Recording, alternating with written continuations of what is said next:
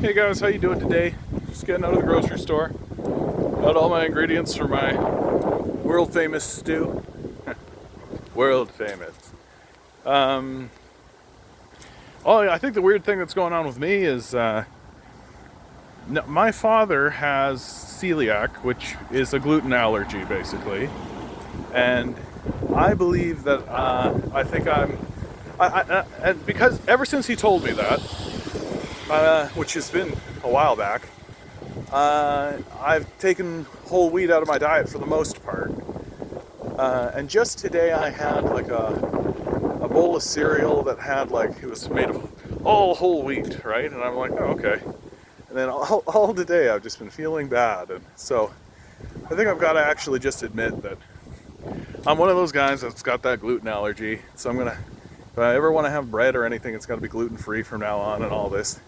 Certainly as I get older, it's going to become more prominent. It's going to get worse, so best get started now. I'm fortunate because I don't really eat bread. It's just wraps. I've distilled my whole kind of carb diet down to just these wraps, which is very, I think, thin on gluten. But I think even that I should start getting rid of. Oh, farewell pizza. Oh well, more sushi for me, I suppose. What's banging around in my head today? I think one of the things that I really have to talk about is misplaced angst towards the managerial class. What do I mean when I say that, right? So, if you've tuned into this channel ever, you listen to me rail against the capitalist system, rail against capitalists, certainly. I think capitalists, I mean, they are parasites, right? They do no work, they provide no value to the society, and they extract wealth from the society. I actually listened to a talk yesterday. I forget his name offhand. That's such a shame. He's an economist that speaks with a bit of a lisp. If you know who I'm talking about, put it in the comments. I'd love for him to get more well known than he is, certainly. Because the capitalist class has done everything they could to quell what he has to say.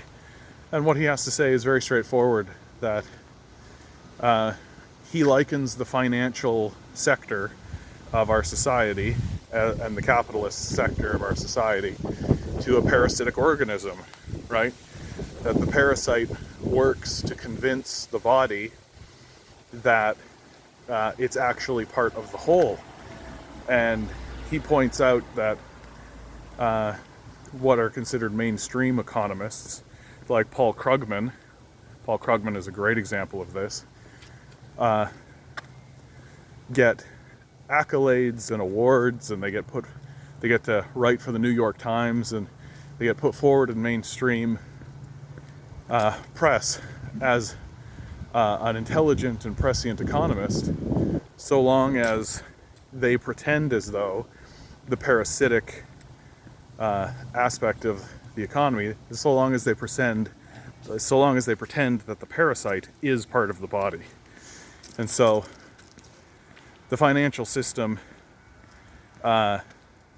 provides no real growth in the economy. It provides, like, if you make a bunch of money betting on currency rates in various societies and various nations, you've done nothing. You've turned money into money, so you want money for yourself and for the people who have hired you to make money. That's good, I guess, but you haven't actually grown a real economy. You haven't actually produced anything. You haven't actually helped anyone. And so it's parasitic behavior, and it's extractionary. This parasite, the financial industry, extracts wealth out of the real economy, which is working people. People who are actually providing services for one another, people who are actually creating something, extracting something, like resource generation, something like that, right? The people who are actually doing that work, right? not only do they not receive benefit from the activity of the financial sector, it actually hurts them, because they're the ones that are ultimately paying the taxes, and they're the ones that are held at the whim of this financial sector. Like, if you want a bank loan, right?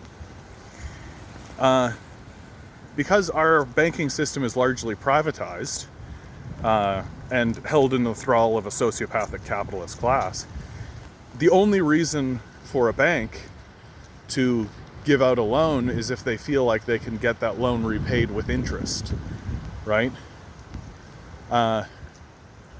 Banks, of course,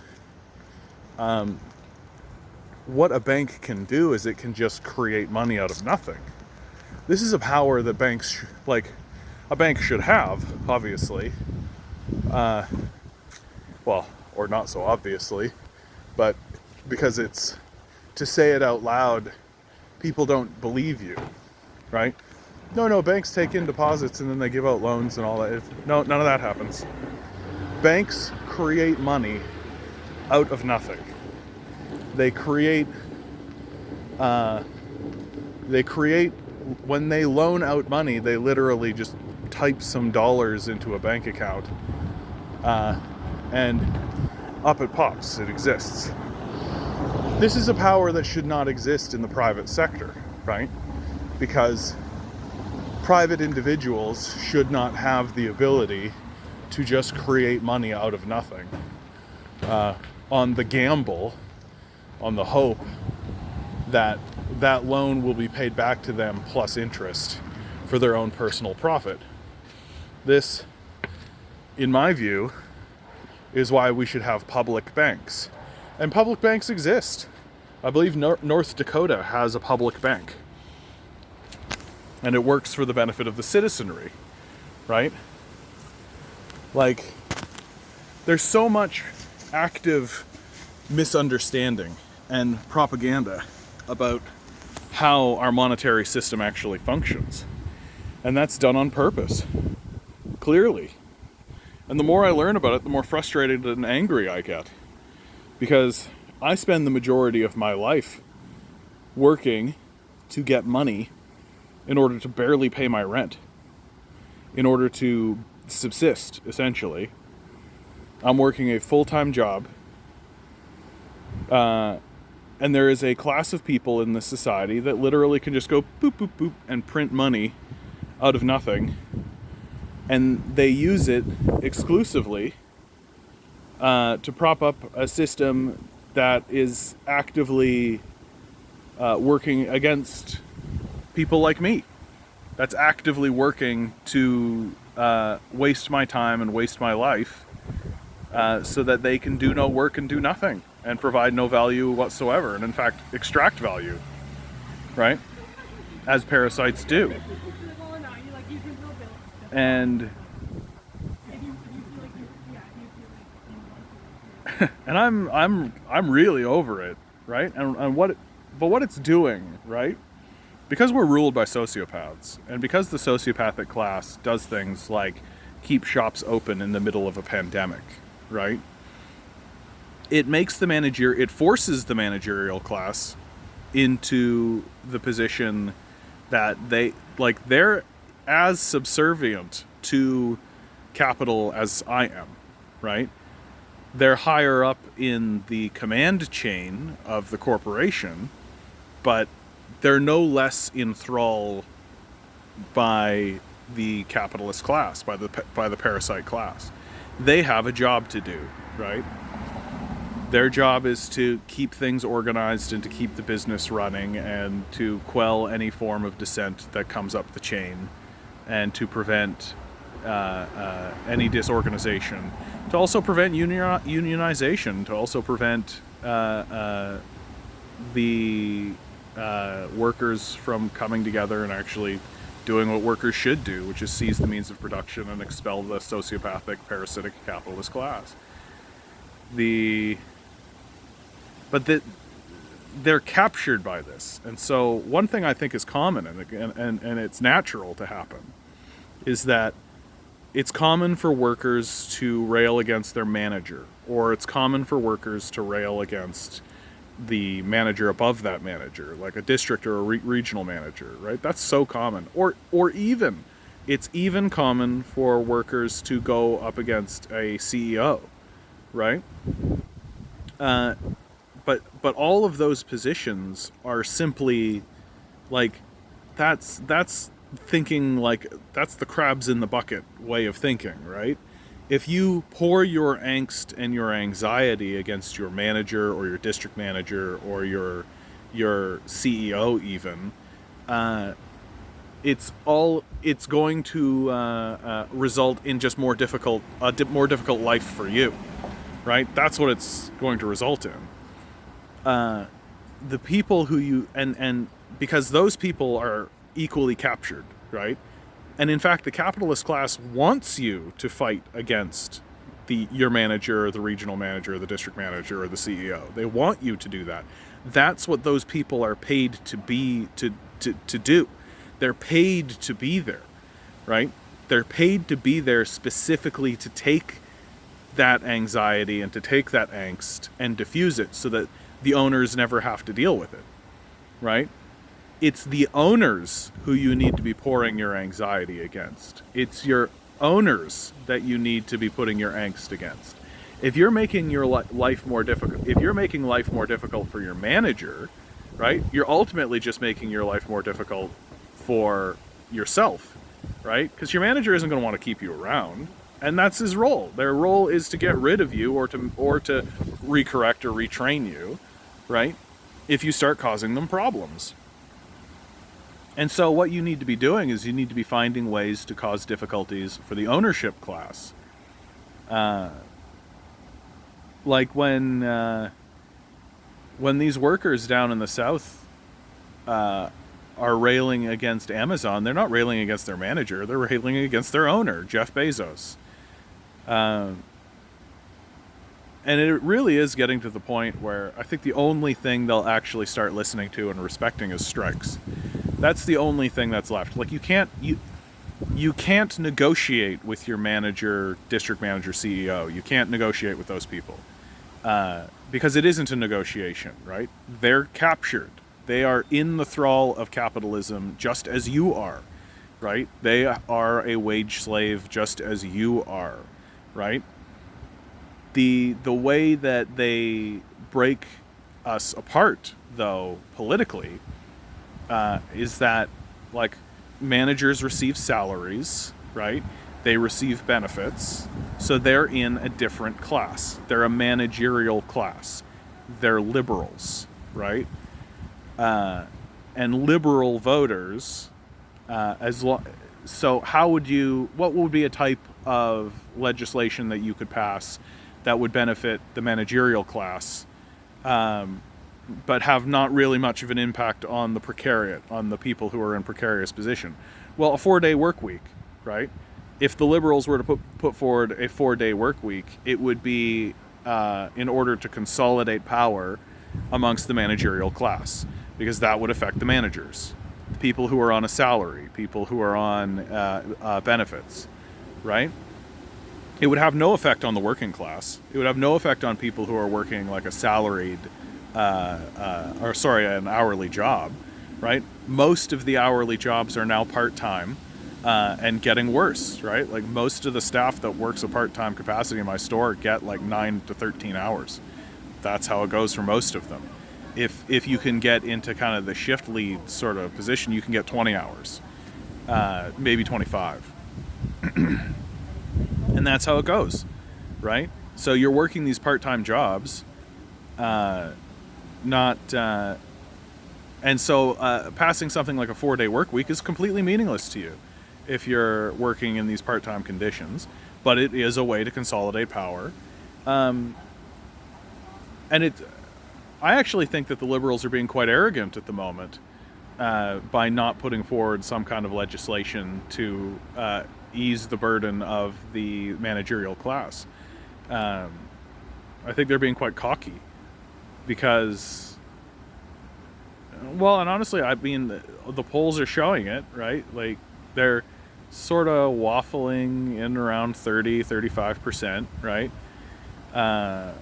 Last poll I saw actually had the NDP pulling up to 20%, which is fine, you know. Like, I think people are not unimpressed with the way the NDP have been handling themselves, which is all fine. But this is all me trying to say, right? Don't pour your anger, anxiety, or angst, or depression, or pain towards your managers, district managers, regionals, any of these people, right? They're captured. They are also caught in the game of capitalism. They themselves are not capitalists. They are simply attempting to do their job, to try to put food on their table and live the best life that they can. That's literally the extent that they have thought about this, or that they have been permitted to think about this.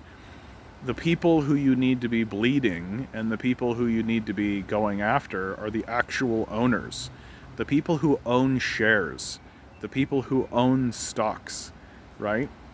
Like, and if anything is indicative that we live in a parasitic society, I just saw an article today that said, the stock market will recover, but wages and jobs will not, right? That's admitting that there's a parasite.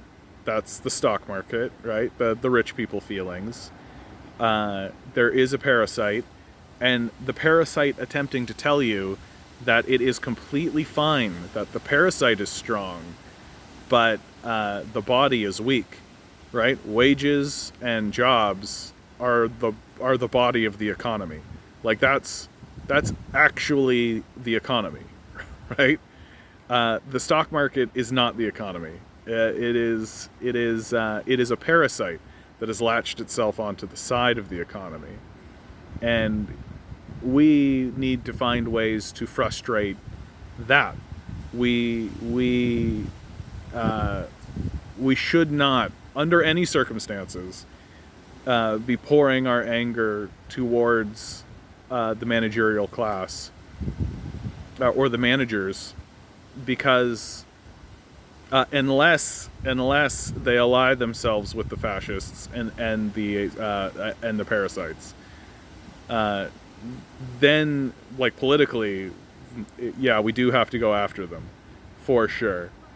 And I mean, liberals throughout history have shown, like, Hitler would not have rose to power without the aid of liberals. Like, liberals bend the knee to fascists all the time.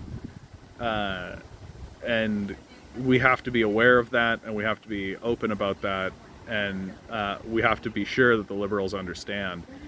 Like, here in Canada, if the liberals openly worked with the conservatives, they would cease existing as a party, right? They just wouldn't. We've done that before. We have destroyed the Liberal Party here in Canada. And we can do it again. We don't have a problem with that. I think we should, and we should take the Conservatives down too, but the Conservatives are playing a different sort of a game. Anyway, I think this is the end of me, guys. Yeah, like, share, subscribe. You know, just do something nice for somebody today. I don't know. Like, drop a toonie, drop $1 in some poor guy's bucket. Do something nice. Like, go buy a sandwich for someone. Like, just things are shit right now. Things are shit right now, and the economy is imploding. The parasite is sucking all the blood out of us. But that doesn't mean we need to lose our humanity. It doesn't mean we need to become barbarians, right? We're being assaulted by barbarians. We're not like them. We're better than them, and we can act better than them, and we should act better than them. And that's what this whole thing has been about. That we need to be better than the sociopaths that rule us. Anyway, I love you all. Good luck out there. Have fun.